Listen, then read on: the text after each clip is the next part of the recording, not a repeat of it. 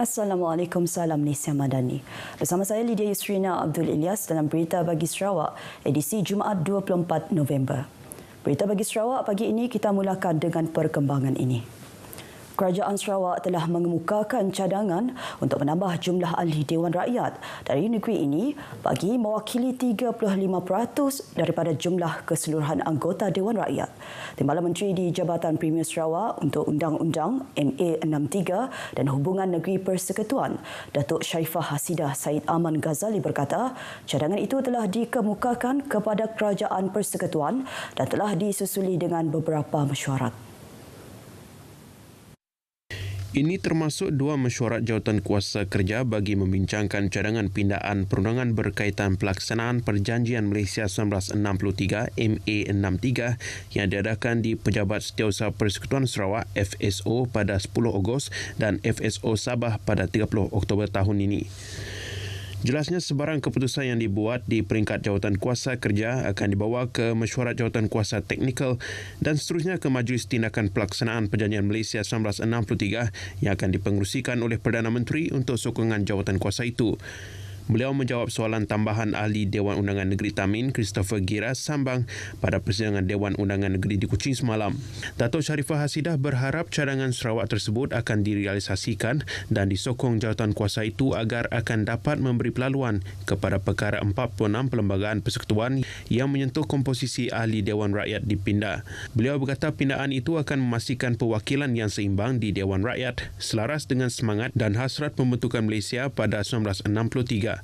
Pada masa ini, 31 ahli parlimen atau hampir 14% daripada 222 ahli Dewan Rakyat adalah dari Sarawak. Dalam usaha pembangunan usahawan belia di Sarawak, pelaksanaan program Tunas Usahawan Belia TUB di bawah Perbadanan Perusahaan Kecil dan Sederhana Malaysia SME Corp pada tahun 2014 telah berjaya mendapat penglibatan seramai 728 usahawan belia dari Sarawak. Menurut Timbalan Menteri Belia Sukan dan Pembangunan Usahawan Datuk Dr. Ripin Lamat, daripada jumlah tersebut seramai 695 orang peserta telah mendaftarkan perniagaan dan mendapat penyaluran geran berjumlah 10.12 juta ringgit. Jelasnya aktiviti perniagaan usahawan belia Sarawak ini juga telah berjaya mewujudkan sebanyak 1,439 bilangan pekerjaan dan mencatatkan nilai jualan terkumpul sejumlah 9.6 juta ringgit. Tambahnya, Kementerian Beliau melalui bahagian pembangunan usahawan juga telah melaksanakan pelbagai program khusus di seluruh negeri bagi membantu para belia dalam bidang keusahawanan yang meliputi pelbagai kategori seperti promosi, pemasaran, latihan dan pembangunan kapasiti. Dalam pada itu, Datuk Dr. Ripin Lamat memberitahu pihaknya telah dan akan mengambil tindakan membantu menyelesaikan masalah dihadapi golongan usahawan belia di negeri ini. Antaranya isu bilangan premis tidak mencukupi dan kadar sewa premis perniagaan yang tinggi, prosedur dan dokumentasi pelesenan yang rumit, bantuan modal dan peralatan permulaan perniagaan serta pembangunan kemahiran keusahawanan. Beliau menjawab soalan daripada Adun Daro Syafiq Ahmad dalam sesi soal jawab pada persidangan Dewan Undangan Negeri Sarawak. Bekalan air di daerah Meradong akan bertambah baik dengan pelaksanaan projek Central Region One Work Order 6 CR1WO6 yang dijangka siap pada suku kedua tahun 2024. Timbalan Menteri Utiliti dan Telekomunikasi Datuk Dr. Abdul Rahman Junaidi berkata, kos projek bernilai 21.6 juta ringgit itu merangkumi membekal, menghantar dan pemasangan pipe mid steel cement line bersaiz 600 mm sepanjang 20 km daripada simpang bulat ke tangki simpanan air Temedap. Setakat ini, kemajuan kerja projek tersebut telah mencapai tahap 40.8%.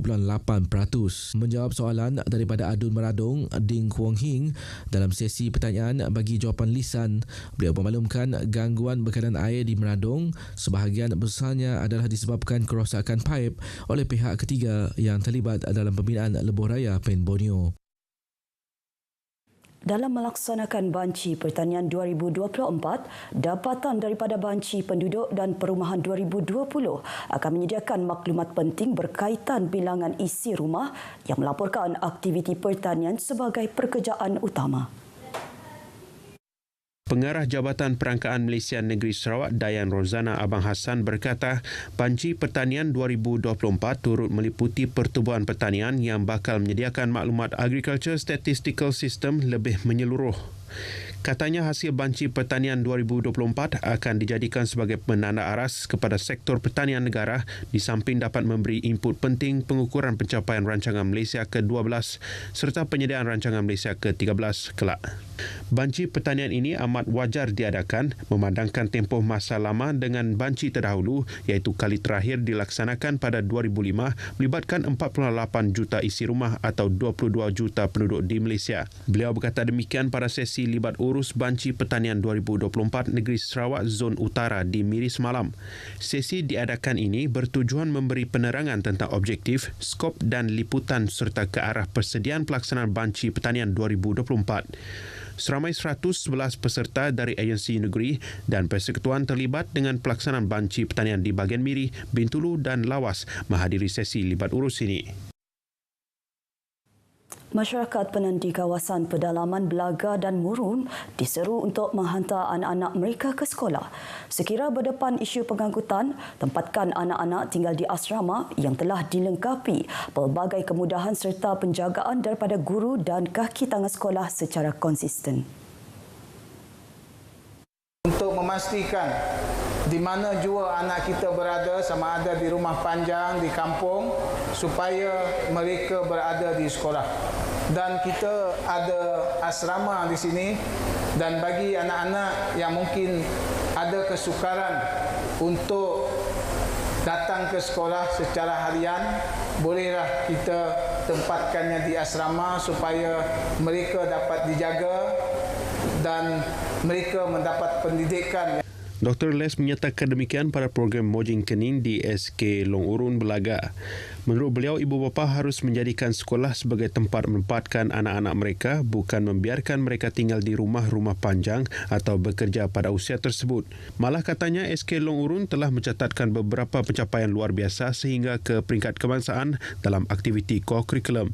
Justru perasaan sayangkan anak di kalangan masyarakat Penan Long Urun perlu diterjemahkan dengan memberikan mereka pendidikan sempurna. Sayang terhadap anak bermaksud kita beri pendidikan yang cukup kepada mereka dan tempatnya dah di sekolah.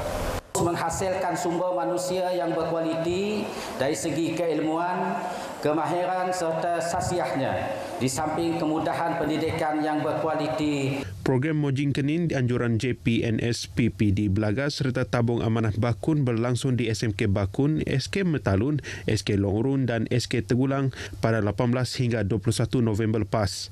Ia bertujuan memperkasa kehadiran murid pribumi terutamanya murid Penan untuk hadir ke sekolah.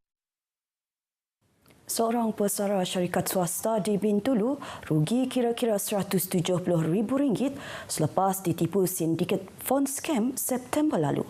Menerusi kenyataan Pesuruhjaya Polis Sarawak, Datuk Macha Atta, wanita berusia 50-an itu menerima panggilan telefon daripada lelaki tidak dikenali mendakwa dari pos laju dan talian disambungkan kepada beberapa individu lain yang menyamar sebagai pihak berkuasa mendakwa wanita itu terlibat dalam kes pengubahan wang haram. Terpedaya, mangsa kemudian membuka akaun bank baru dan memindahkan semua wang KWSP dan insuran miliknya ke akaun tersebut seperti diarah suspek. Mangsa sedar ditipu pada Rabu lepas apabila menyemak wang dalam akaun sudah dipindahkan ke 7 akaun berbeza yang tidak dikenali antara September hingga Oktober. Sementara itu, di Kuching, seorang wanita berusia awal 30-an yang bekerja di pusat rawatan kuku tertarik dengan iklan kerja dari rumah menerusi laman Facebook pada pertengahan November ini tadi. Arahan kerja diterima melalui WhatsApp meminta mangsa memindahkan RM158,000 dari akaun banknya ke 9 akaun atas nama individu dan syarikat tidak dikenali secara berperingkat. Mangsa menerima komisen sebanyak RM397 tetapi sedar ditipu selepas mendapati wang berjumlah RM158,000 tidak dapat dikeluarkan dari akaun e-dompet miliknya. Malah mangsa diminta membayar RM50,000 jika ingin menebus wang tersebut. Berita Pagi Sarawak berakhir di sini. Ikuti Stadium RTM selepas ini untuk perkembangan sukan tanah air dan antarabangsa. Saya Lydia Yusrina Abdul Ilyas dari Sungai hingga Segara Palestin Pasti Merdeka.